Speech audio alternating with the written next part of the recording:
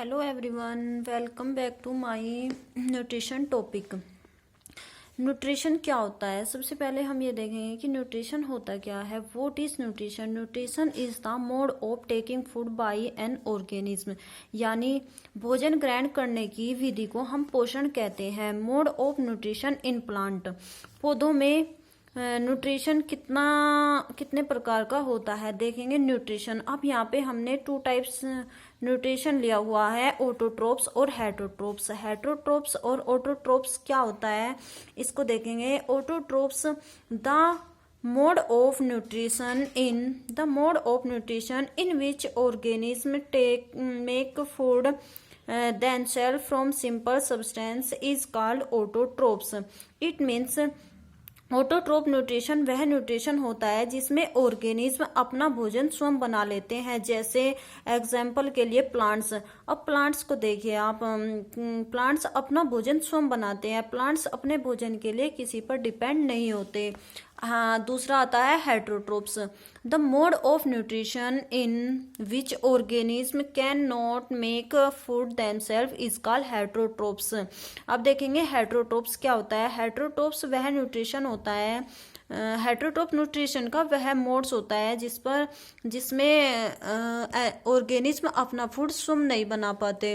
For example animals अपने भोजन के लिए प्लांट्स पर, एनिमल्स पर डिपेंड होते हैं, इसलिए इनको हेटरोट्रोप्स के अंतर्गत रखा गया है। यानी ऑटोट्रोप्स वे होंगे जो अपना भोजन स्वयं बनाएंगे और हेटरोट्रोप्स वे एनिमल्स वगैरह होंगे जो प्लांट्स या अदर एनिमल्स पर डिपेंड होंगे।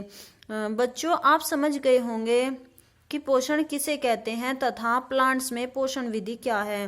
प्लांट्स में पोषण विधि ऑटोट्रोप्स है। क्या है? ऑटोट्रोप्स। ठीक है, अब देखते हैं ऑटोट्रोफिक और ऑटोट्रोप्स। ऑटोट्रोफिक होता है स्वपोषण और ऑटोट्रोप्स होता है स्वपोषी, यानी ये एक ऑर्गेनिज्म होगा और ये एक विधि होगी।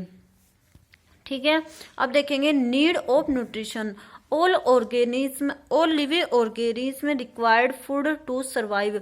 सभी जीवों को जीवित रहने के लिए भोजन की आवश्यकता होती है। It gives them energy to perform various activities. तो वे जिससे वे एनर्जी प्राप्त करने के लिए अलग अलग तरह की एक्टिविटीज करते रहते हैं। All activities such as playing, running, walking, studying etc। जैसे हम अलग अलग एक्टिविटी करते हैं, खेलते हैं, घूमते हैं और स्टडी करते हैं, तो इन सब एक्टिविटीज में हमें एनर्जी की रिक्वायर्ड होती है। The various component present in our food.